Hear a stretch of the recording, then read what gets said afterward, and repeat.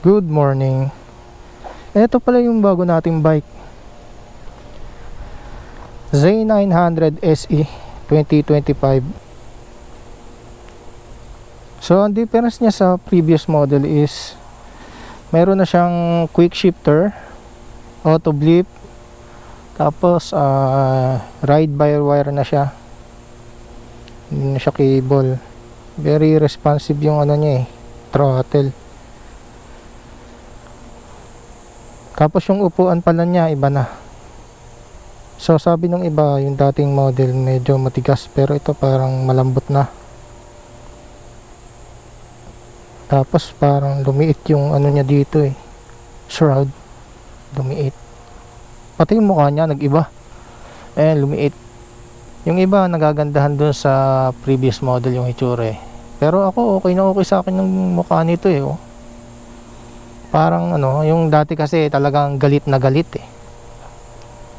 Very aggressive. Tapos ito naman parang alam niyo yung parang siya, mga ginoo siya Tapos ito pala yung SE version.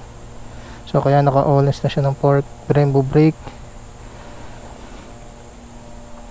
All-less din na rear suspension, adjustable. Pero Nissin yung caliper niya dito sa likod. Yan. Testingin natin.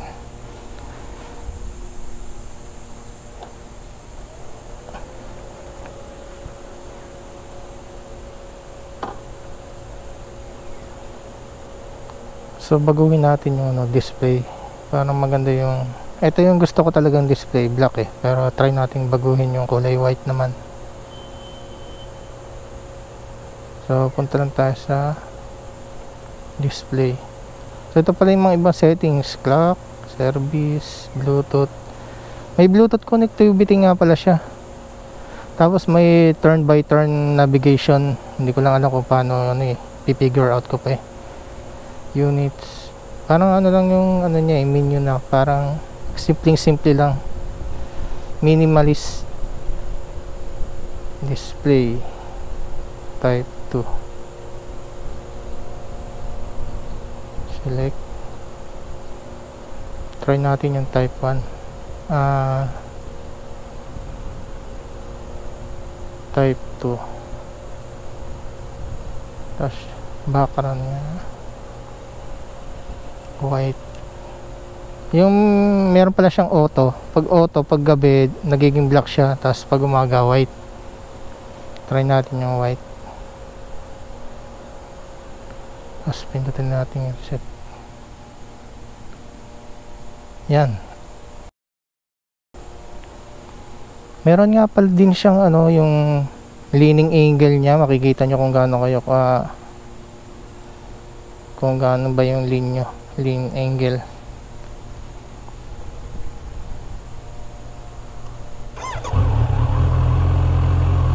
So mainit na to kasi inikot-ikot ko na to dito Nandito pala tayo sa Pilinbes.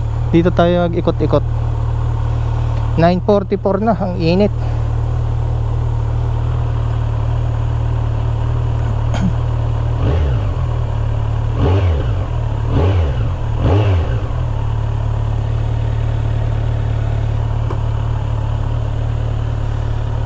So ito yung tunog ng stop pipe nya.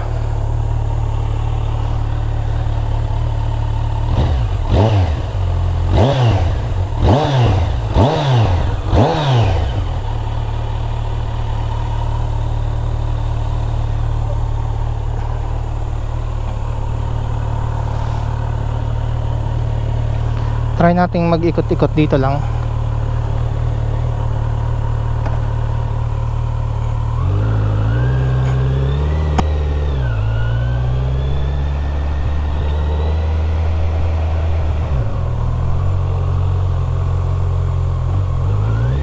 So yung quick shifter pala natin is hindi naka-on, naka-off, kaya gumagamit ako ng clutch ngayon.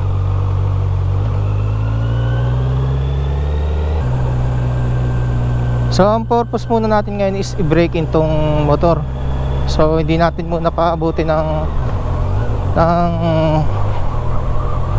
taas ng humps. Nagulat ako dun Di muna natin siya paabutin ng 4,000 RPM. So susunod tayo doon sa by the book na break-in.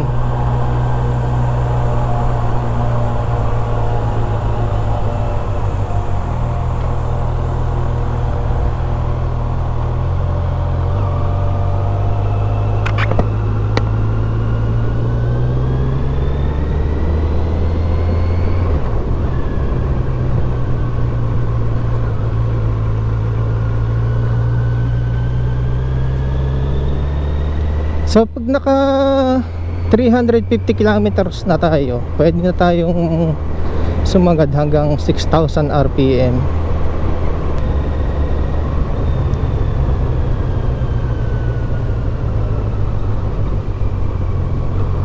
Ikot-ikot lang muna tayo dito.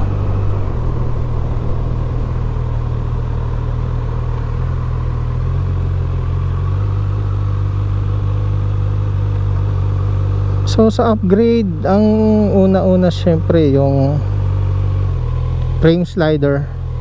So lalagyan natin ito ng frame slider, axle slider front and back, tapos yung spool para sa paddock stand, kailangan natin yun.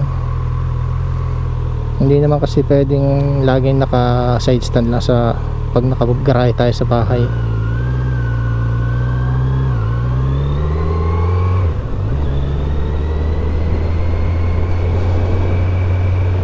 Tapos siguro syempre pag naka 1,000 kilometers na, kung may budget na tayo,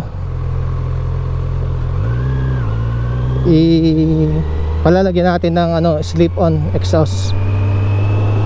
So namimili pa ako kung anong ilalagay natin.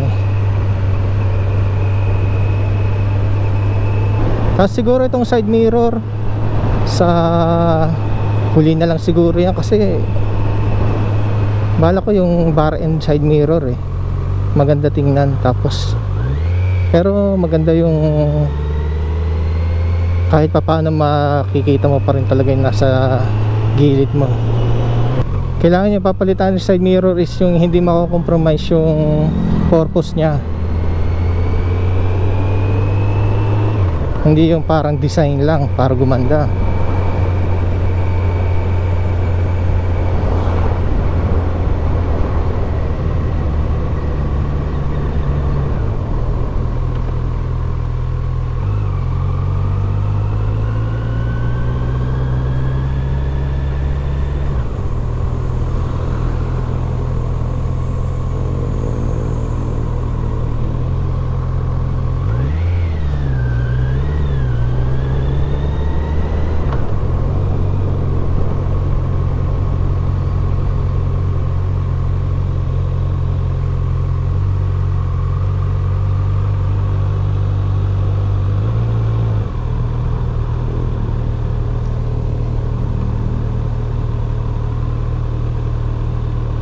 So maganda pala ito kasi pag naka gear 1 ka na tapos naka-stop ka, automatic pag cambio mo ng up, neutral agad siya. So hindi ka na maghahanap ng neutral.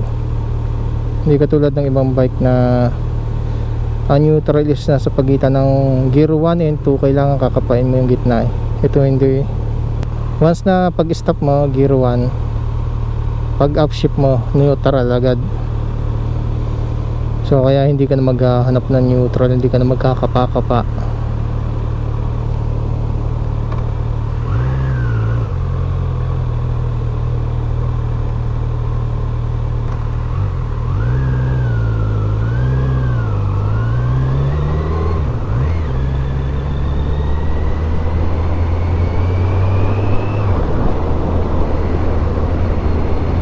So yung makina pala nito is upgraded na. So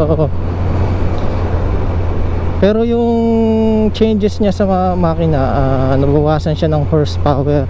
Pero sabi nila hindi naman nararamdaman yung dating horsepower tsaka yung ngayon dito sa bago kasi konting-konti lang naman yung nabawas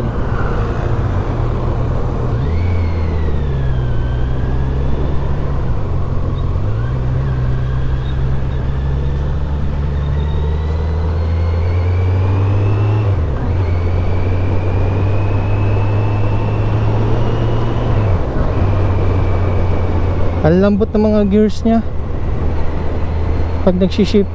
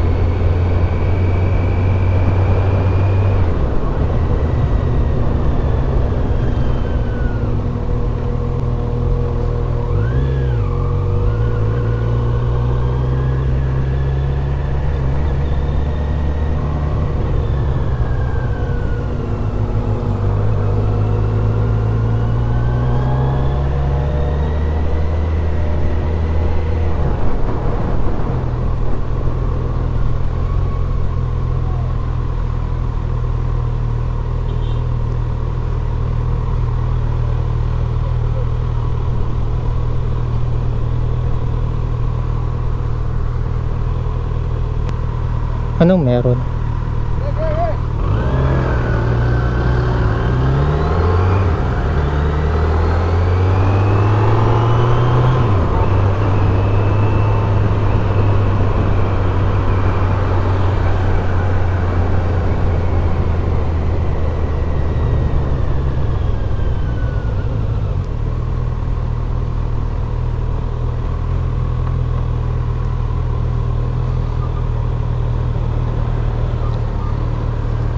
So napakainit lang talaga magmotor ngayon. So dapat kanina pa tayong umaga eh, kaya lang masarap matulog eh. Alam mo yung ano, excited ka na mag-ride pero tinatamad kang bumangon kasi ang bigat ng katawan mo, inaantok ka pa, gusto mo nakahiga ka lang. So ganun talaga pag weekend eh, masarap humiga-higa lang.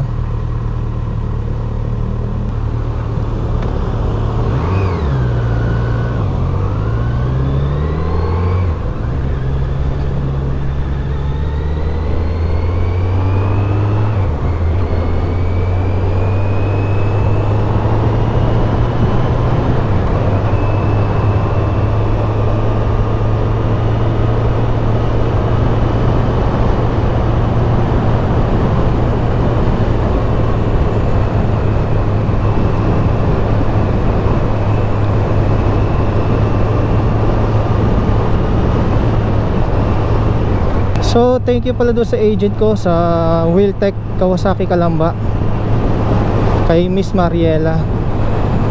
Siya yung agent ko dito sa pagbili nitong Kawasaki Z900.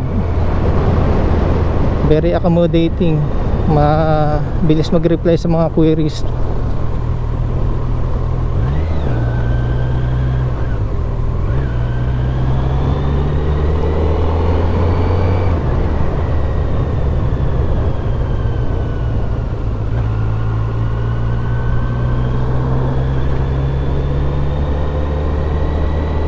So habang break-in pa, dito lang muna tayo.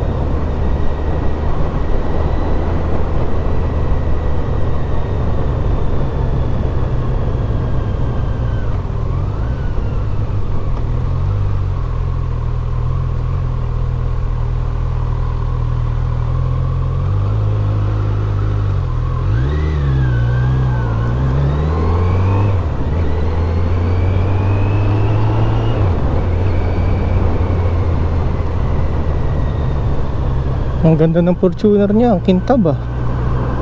Naka-nano ceramic siguro yan.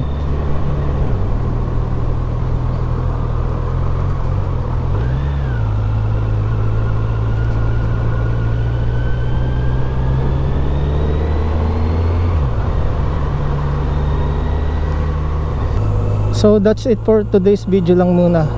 So next time, next video siguro magra-ride tayo sa Kavieng or sa Tagaytay.